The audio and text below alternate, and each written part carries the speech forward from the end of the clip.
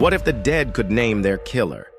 In this chilling true crime tale, a grieving relative uncovers the shocking truth behind Amanda's tragic murder. Haunted by cryptic dreams and eerie clues, they piece together a puzzle no one else could solve.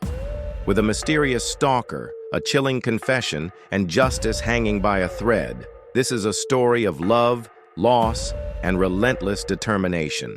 Stay tuned for a suspenseful journey you won't forget. She named her killer, a murder mystery. It's been over a year now, and I still can't sleep without the lights on. My cousin Amanda was like a sister to me.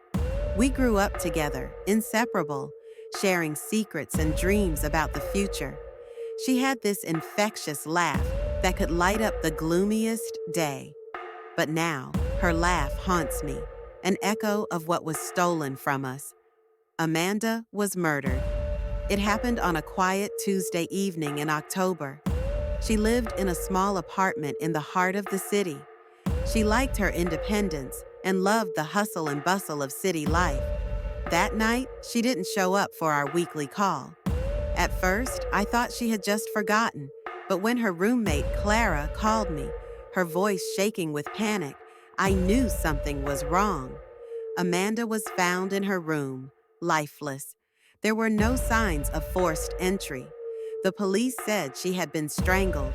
Just like that, she was gone. The weeks that followed were a blur of grief and anger.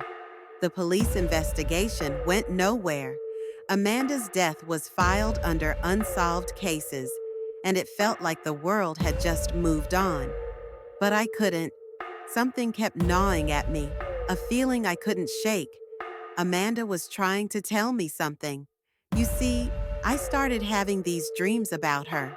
In every dream, Amanda was there, standing in her room, looking at me with those piercing green eyes of hers. She didn't speak, but her lips moved, mouthing words I couldn't understand. At first, I dismissed them as my mind playing tricks on me. Grief does strange things to people. But then something happened that I couldn't ignore. One night, I woke up abruptly at 3:13 a.m., drenched in sweat. My heart was pounding. I had heard Amanda's voice, not in a dream, but clear as day, right in my ear. She had said one word, "Look." I sat up, trembling. The room felt icy cold. I glanced at my nightstand, and there it was, Amanda's diary. I had taken it from her apartment after her death, unable to let go of this piece of her. I had flipped through it before, but nothing had stood out. That night, though, something compelled me to open it again. As I flipped through the pages, I noticed faint indentations on the last written page. The words weren't visible, but had been pressed hard enough to leave impressions. Grabbing a pencil, I lightly shaded over the page. Slowly, words began to emerge. It's him. He's been watching me. My blood ran cold. Who was he? I scoured the diary for more clues, but Amanda hadn't mentioned anyone specific. Her entries were mostly about work, friends, and mundane details of her life. But now I was sure. She had felt threatened, and whoever this he was responsible for her death.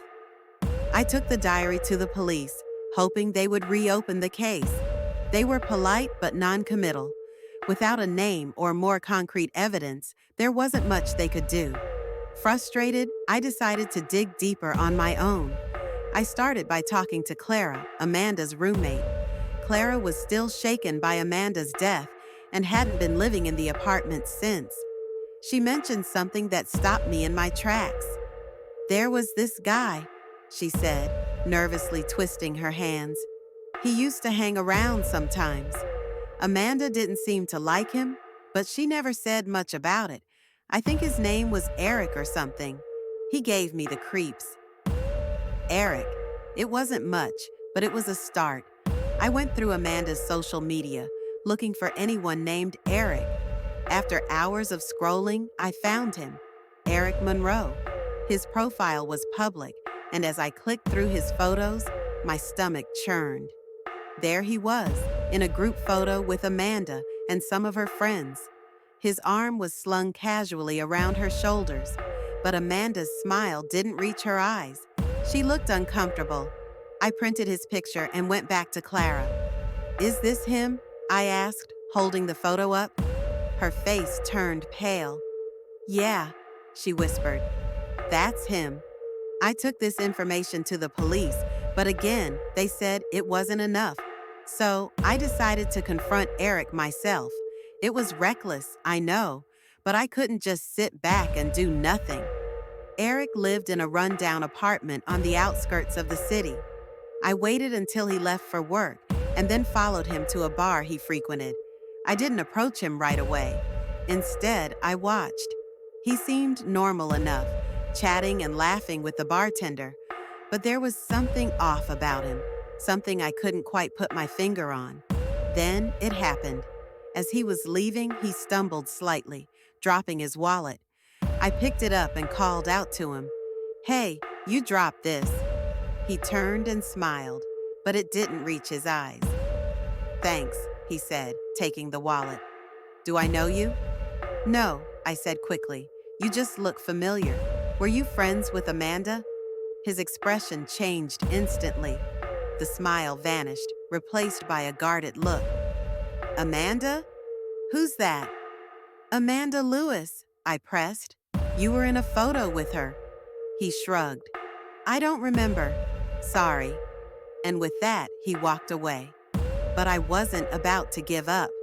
I followed him home and waited until the lights in his apartment went out. Then I did something I'm not proud of. I broke in.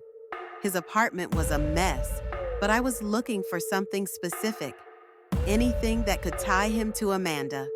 I found it in his closet, a shoebox filled with photos, trinkets, and Amanda's necklace, the one she wore every day. My hands shook as I held it. This was it.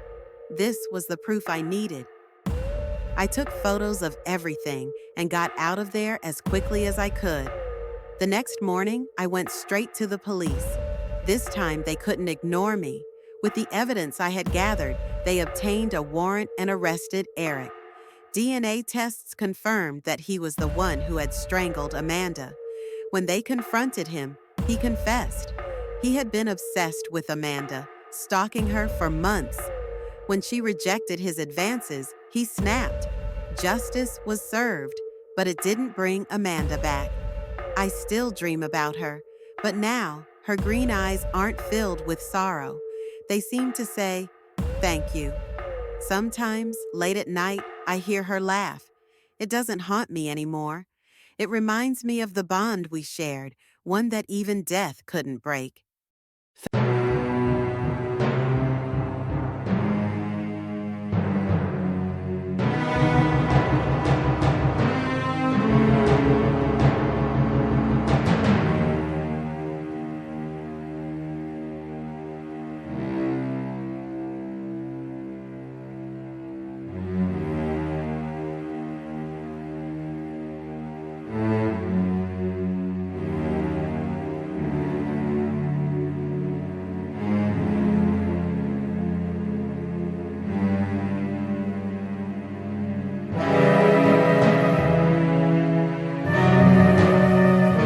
Adventure.